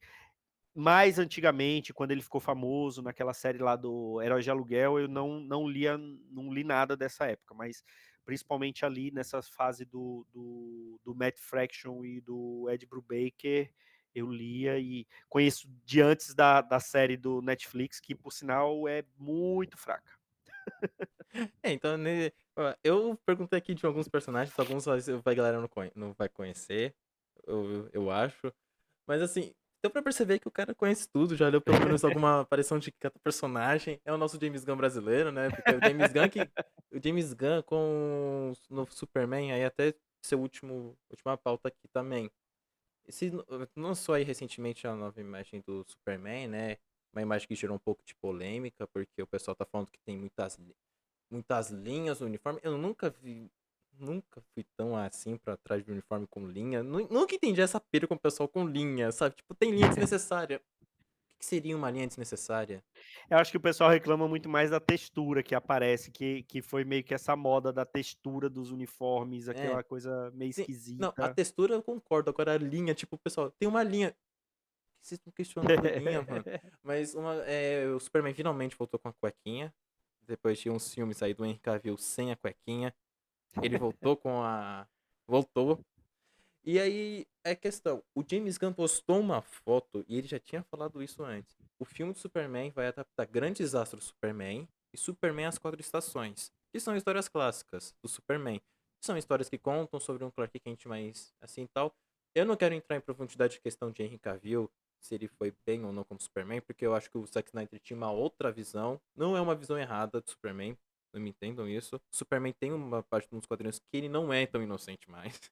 Ele não é mais um menino do. Um menino da cidade pequena, não é mais o escoteiro. Mas tem fases e fases, né? O Zack Snyder quis uma outra fase, o James Gunn quer uma outra fase, né? Que é uma outra coisa. Eu queria saber, assim, o que você achou da imagem mesmo, assim, tipo, você viu assim a imagem, deu aquela, tipo, a esperança, que é o significado do S no peito dele, ou você ficou tipo, putz, vai, chega do Superman, já acabou. Cara, eu acho que os memes foram melhores que a imagem em si. Os memes que surgiram dele numa loja de sapato, É. experimentando. E tudo isso foi. Eu vi um depois que ele foi algum colorista, não sei se é amador ou profissional, ele refez aquela imagem e colocou o uniforme com cor chapada, com Uhum, uma textura como de tecido. uhum. E, cara, deu outra luz, assim, pra imagem. Cara, é difícil você imaginar o que pode vir de um filme só com uma imagem de divulgação. Eu quero acreditar que o James Gunn vai conseguir vai conseguir fazer os filmes da DC, do DCU, de uma maneira decente. Eu acho, você falou aí do Zack Snyder, minha opinião, eu acho que ele não entendeu o Superman, Uhum. não acho que ele tenha entendido o Superman. Eu gosto da imagem do Henry Cavill como Superman, mas eu não gosto do Superman do Henry Cavill, se é que Não, entendi. Você, tipo, deu você para vê, entender. você vê ele como Superman, mas você não consegue você consegue enxergar ele como Exato, Superman, mas não consegue ver o Superman tão bem nele, né? exato, É... porque e aí o problema não é o Henry Cavill, o problema é o Zack Snyder, não é o Henry Uhum. Cavill. Então, eu tenho esperança de que seja um filme bacana e que ele consiga fazer, assim, o que ele fez na Marvel com os Guardiões da Galáxia é uma coisa assim impressionante, porque ele fez o pessoal se emocionar com a história de um guaxinim. Não, não só a Ele, questão da história do Guaxininha, mas toda a questão de ele criar uma família mesmo, né? Da equipe, exato, né? fez a gente se emocionar com o Groot morrendo no primeiro filme, É né? Então, impecável. O assim, primeiro filme é. então é, o Esquadrão Suicida dele é divertidíssimo. Uhum. Divertidíssimo, divertidíssimo. Eu lembro quando falava assim, pô, o cara tá trazendo 80 personagens que ele mata metade na primeira cena do filme. Aquilo é Esquadrão Suicida puro. Aquilo ali é um gibi do Esquadrão Suicida. E ele traz uns Enfim, personagens também muito whatever, né? Tipo Caça-Rato. E não é um Caça-Rato, é a Caça-Rato 2. dois. Pois é, ele faz toda aquela coisa de apresentação, traz ele fez ali, ele colocou atores relativamente conhecidos, amigos dele, que filmaram uma cena e morreram. Então, Nathan assim, Fillion, né? Por aí, né? Nathan Fillion, o próprio o personagem, o ator que faz o Yondo, esqueci o nome do ator, Michael Hooker, que também morre na primeira cena. A Doninha, porra, aquela participação da Doninha no começo do filme E é o irmão dele também, né? Tipo. pois é. Então, assim, eu tenho bastante esperança no James Gunn como o Kevin Feige da DC, né? Como o cara que vai juntar tudo isso e vai trazer um universo coeso. Ao mesmo tempo que a gente sabe que esse negócio de universo coeso já está cansando, porque você vê 10, 12 anos de MCU, as últimas produções não foram essas coisas todas, porque é uma coisa que eu tinha medo quando saiu lá o primeiro Homem de Ferro, que teve aquela cena pós-crédito, e eu comentava com meus amigos, o meu medo é isso daqui se tornar algo parecido com o que é nos quadrinhos, de você ter que ler ou ter que assistir 83 filmes para poder você assistir Doutor Estranho no Multiverso da Loucura. É claro que eu estou exagerando, Uhum. mas ele tá se tornando uma coisa tão monstruosa que a gente e a Marvel tem tanta rédea curta nos diretores, nas produções, que ele não deixa um diretor fazer o filme que ele quer fazer daquele personagem. Ele Sim. tem obrigatoriamente que colocar elementos que vai ligar uma saga maior. Era a saga era a saga das joias do infinito, aí depois se tornou a saga do multiverso, que a gente agora não sabe se vai ser, se não vai ser, por conta do problema do Jonathan Majors, que ele não vai voltar mais como Kang, não sabe mais o que vai ser do MCU daqui para frente. E a gente acaba se pegando em algumas produções pontuais que meio que fogem disso e se tornam algo mais divertido. Eu tô super afim de ver o que vai ser Deadpool, Uhum. porque eu acho que vai ser, apesar do segundo filme não chegar aos pés do primeiro filme para mim, ser um filme divertido, mas não tão divertido quanto o primeiro, eu tenho certeza que ele vai zoar muita coisa nesse filme. Pô, os caras estão trazendo a Jennifer Garner, que fez a Electra, para poder ter uma participação no filme. Estão pegando os atores que fizeram os filmes da Fox, dos personagens que estavam na Fox. É só aquela cena lá É, no trailer que aparece a cabeça do Homem-Formiga, já apareceu ali 5 que já foram da Fox. o Azazel, Lady que é do, Letal, pois é, do X-Men Primeira Classe, que já era outra coisa, já era uma tentativa de reboot dos X-Men, que sim. depois mudou, enfim. Então, é, é, eu eu tô meio cansado dessas adaptações, de algumas dessas adaptações mais novas, tanto é que alguns dos últimos filmes eu nem fui ver no cinema, eu esperei chegar no streaming para assistir. É normal, tô vendo E, isso, tá sendo bem normal. mas assim, Deadpool é um que eu quero ir ver no cinema.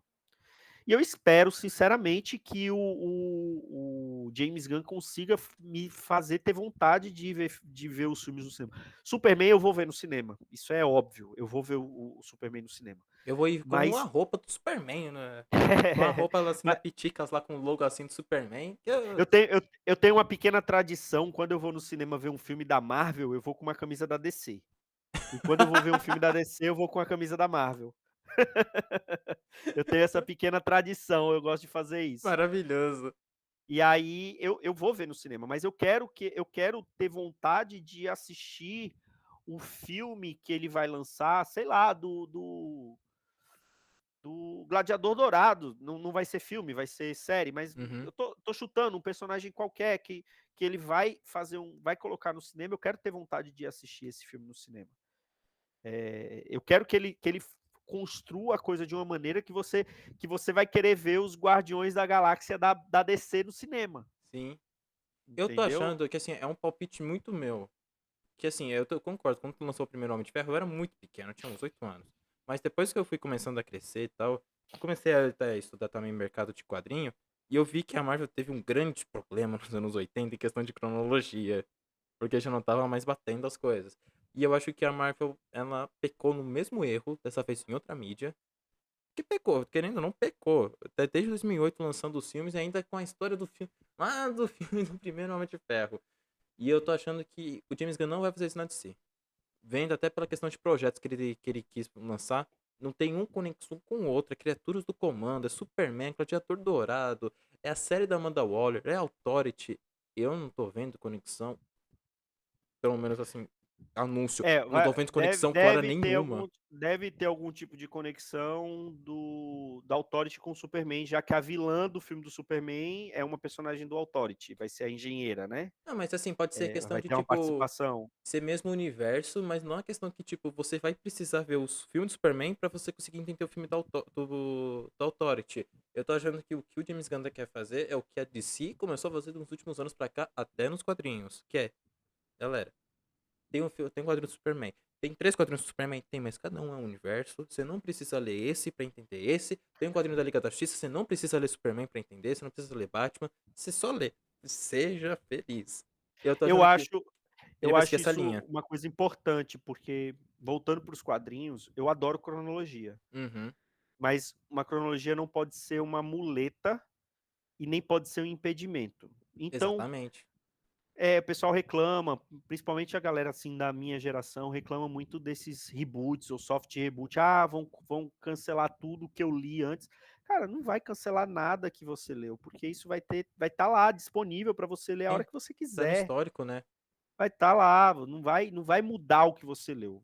Então, assim, eu sou a DC menos a Marvel hoje, ela tem uma tradição muito grande de relançar o gibi quando muda a equipe criativa. Uhum. Eu acho isso super válido. Você pode colocar de alguma maneira que você a ordem para quem quer acompanhar aquele personagem, para ele saber que determinada fase vem antes ou depois de uma outra fase. Beleza, você pode fazer isso. Mas, cara, Hulk. Vou pegar o Hulk.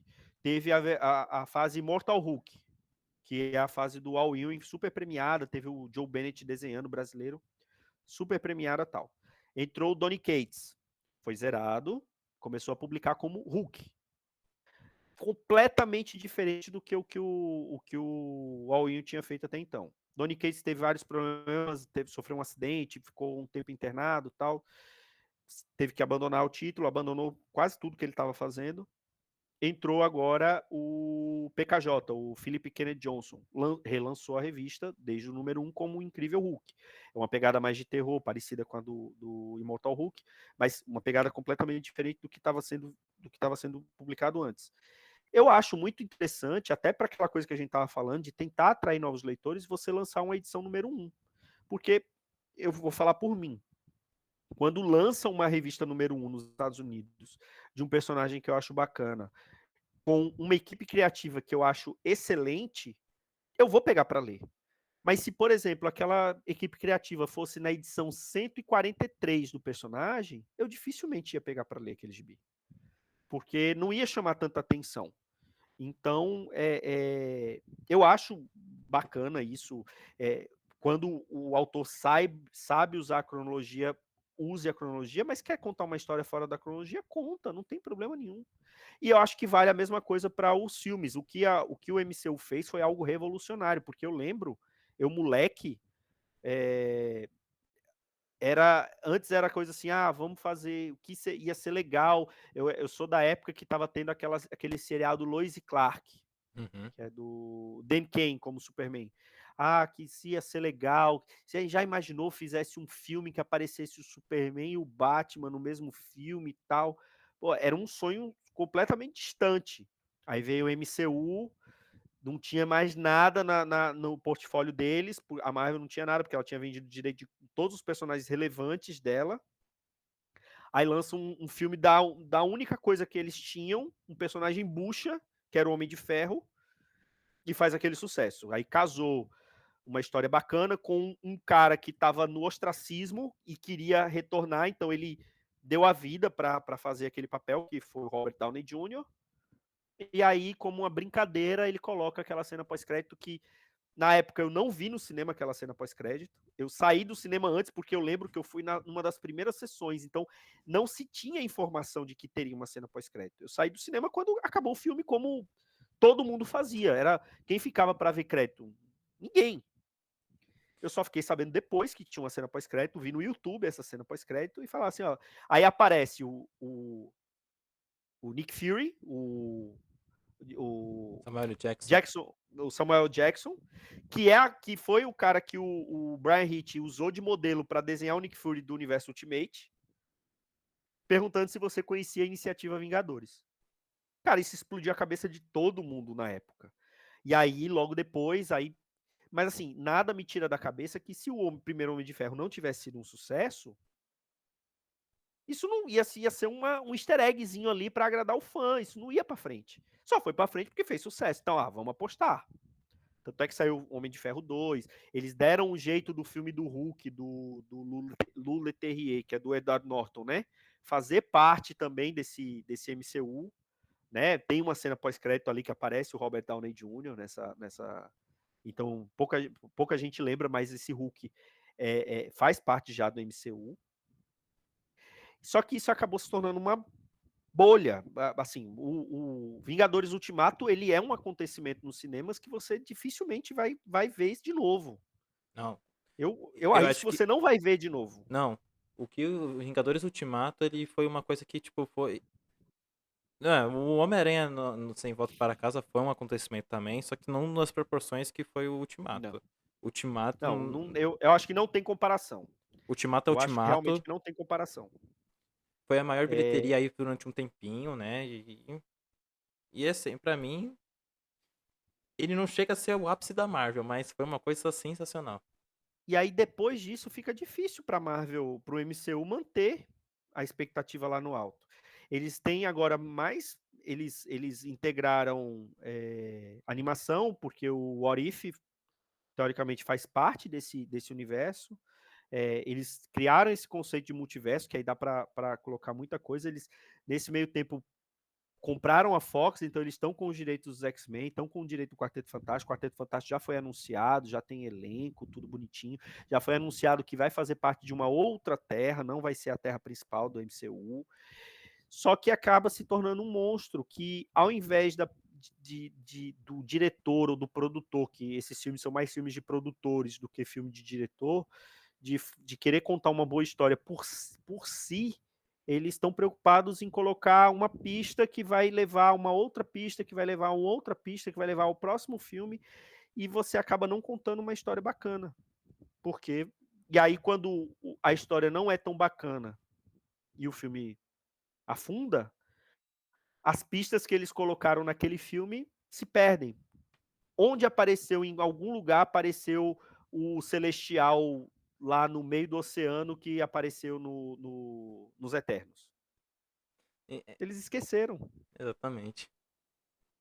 Por isso. É uma Aí, é uma bolha que, assim, já estourou, infelizmente já estourou, e que agora a Marvel não tá sabendo pra onde correr. Eu acho que a solução pra tudo isso é acabar essa saga do multiverso, faz o que já tá planejado, lança o que já tá gravado e reinicia. e eles vão fazer isso em algum momento, porque você acha que o que eles tornaram o Homem de Ferro um personagem popular, eles vão deixar esse personagem morto? Claro que Não não. vão. Eles vão aposentar o Capitão América? Não vão. Tá certo que agora tem o Sam Wilson, né? O Cap Falcão, vai ter o filme dele ano que vem. É, mas assim, eles não vão manter isso por muito tempo. Então, e outra coisa, se a gente for parar, Homem de Ferro tem 12 anos que foi lançado o primeiro Homem de Ferro, Isso é um pouco mais, 2008, primeiro Homem de Ferro de 2008. 16 anos. Então, 16 anos, né? Vai completar 16 anos É, agora. exatamente, 16. Então, cara, você mesmo, você falou, você tinha 8 anos, talvez você não tenha ido ver esse filme no cinema. Você vê, 16 anos, tem galera adolescente que Eu não não sabe o viu que é o isso. fenômeno Homem de Ferro, né? Pois é, então, certamente vai ser lançado, como teve reboot do Superman, a gente tá indo pro quarto Superman, assim, no cinema, né? Uhum. Teve o. Teve lá Christopher Reeve. o Christopher Reeves, o filme do Bryan Singer, né? Com o Superman o Retorno. Teve o Henry Cavill. E agora tem esse filme do James Gunn. Batman teve alguns reboots, né? Teve os primeiros filmes, os filmes do Joel Schumacher que seguem no mesmo universo, mas são outros atores que interpretam. Depois veio o Christian Bale, depois veio o Ben Affleck, o Robert Pattinson. Vai ter um outro Batman no DCU, porque já foi dito que os filmes do Robert Pattinson É um é num universo. outro universo, né? Universo próprio. Isso é natural. É a mesma coisa que acontece nos quadrinhos. O Superman que é publicado hoje não é o Superman que surgiu lá em 1938. Uhum. Né? Ele é outro personagem completamente diferente. O Batman que é publicado hoje não é o mesmo Batman que foi publicado lá em 38, 39. 39. O Homem-Aranha de hoje não é o Homem-Aranha que o Stan Lee escreveu junto com o Ditko em 63. Então, é uma coisa natural. Eu acho que vai ser. É bacana, assim, foi um sonho realizado você ver filmes se interligando como a gente via nos quadrinhos. Foi uma coisa bacana de ver. Mas tem uma hora que cansa. Que você tem que, para ver um, você tem que ter visto o outro tal. É meio contraditório com o que eu falei no começo, que a gente pegava um formatinho, começava a ler né, vai dali mesmo, mas hoje em dia, como eu falei também no começo, o pessoal está muito preocupado com isso. Então, desestimula. Você, do mesmo jeito que desestimula um colecionador a pegar um gibi da edição 15, vai desestimular o cara que quer ir no cinema e vai pegar, não vai querer ver o filme da quarta parte, começar a quarta parte de um determinado filme. Bom, gente, estamos aqui encerrando. Esse foi o podcast de hoje com o Marquito, o episódio 92. Ó, tem bastante coisa aqui pra vocês, né? Porque aqui, ó, o episódio durou 1 hora, mais de 1 hora e 40 minutos. Falei demais, né? Nós dois falamos demais, mas assim, logicamente, temos mais assuntos pra falar, né? Como mesmo eu já citei aqui no bate-bola aqui que a gente fez. Tem Image, tem Dynamite, tem DW, tem Boom Studios, tem a Vertigo, tem a Malibu Comics, tem, nossa, diversas outras Dark vertentes. Horse. Dark Horse. Nossa, inclusive esqueci dela também, né? Meu Deus do céu. Esqueci no churrasco a Dark Horse. Mas temos várias outras editoras aqui, né, pra poder falar, né? Tem The Boys, tem essas editoras The Boys, Tartarugas Ninja, que pouca gente sabe que é quadrinho. Tem Vou dar Invencível. uma dica de quadrinho novo que está saindo agora nos Estados Unidos, que é da Skybound, que é um selo da Image, é o selo do Uhum. Robert Kirkman, né? Do Invencível, The do Walking Walking Dead. Dead e tal. Que é o Energon Universe, são histórias dos Transformers, que é dos Transformers no mesmo universo de G.I. Joe. Cara, é muito bom. Eu não sou um grande fã dessas franquias. O Sim, meu companheiro lá do Pilha de Gibis, o Maurício Dantas, ele é um fã de Transformers. E mesmo que você não seja um fã daqueles de conhecer tudo de Transformers, é um gibizão que você pode pegar para ler tranquilo. Qualquer um dessa série que vem Transformers, Duke, que é aquele personagem do G.I. Joe, Comandante Cobra e Void Rival. Por enquanto, são esses 4 títulos que fazem parte desse mesmo universo. Não saiu aqui no Brasil, não tem nem previsão disso sair daqui no Brasil, então se você lê em inglês, tá fácil para conseguir. Se você lê só lê em português, você consegue também. Daquele jeito você consegue achar também. sim. E assim, vale a pena, vai atrás, é uma coisa que eu vejo pouca gente do universo de quadrinhos, assim, dos YouTubers, dos podcasters falando. A gente fala um bocado deles e eu vejo pouca gente do mainstream, principalmente, falando desses gibis. E é uma dica que eu dou para os seus telespectadores, seus ouvintes. Se gosta de um quadrinho divertido, gosta dessas franquias ali dos anos 80, pode ir sem medo, Transformers e qualquer gibi ali do Energon Universe. Se é isso, gente, é que antes do Marquinhos das considerações finais, né? Eu vou falar aqui as minhas. Como está sendo tradição aqui nos últimos 3 episódios, o convidado termina o episódio. Primeiramente, eu queria agradecer o Marquito aqui por ter topado participar do podcast. Agradecer aqui também a todos que ouviram até aqui. As redes sociais do Marquito e o podcast dele, o link para vocês ouvirem o podcast vai estar aqui na descrição. As redes sociais também estão aqui na descrição. Não se esqueçam de acompanhar aí as minhas redes sociais, né? Principalmente o Instagram, onde que eu posto mais, posto alguns stories, coloco algumas críticas de filme lá também nos stories. Tem agendamento podcast lá, então fiquem de olho que lá vai sair quando vai ter o próximo episódio do podcast, que no momento não temos próximo episódio. Então aí, aguardem. Aguardem, que esse podcast aqui é feito sob demanda de um CLT. Eu sou CLT, então eu preciso, de acordo com o que eu tenho na minha vida profissional, com a minha vida aqui, eu tenho que ir encaixando também com a dos convidados, né? Claro. Obrigado aí a todos que ouviram até o final. Acompanhem também os meus Reels no Instagram e no TikTok também. Tá pra sair aí nessa semana também. Vídeo novo lá no TikTok, então acompanhem lá. Acompanhem as redes sociais do Marquito, né? Como eu falei, tá aqui na descrição.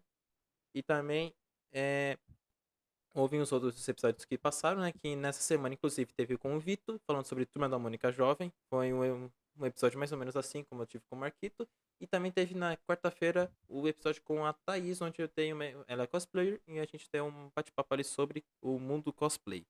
Então, Marquito, como eu falei aqui nos últimos 2 episódios e agora nesse também, o convidado encerra o podcast, então dê as suas considerações finais, faça o seu jabá, né, aí, fale onde o pessoal pode te seguir, te ouvir, ou te ver também, né, canal do YouTube, podcast no Spotify, Instagram. Faça o seu marketing aí agora. É com você.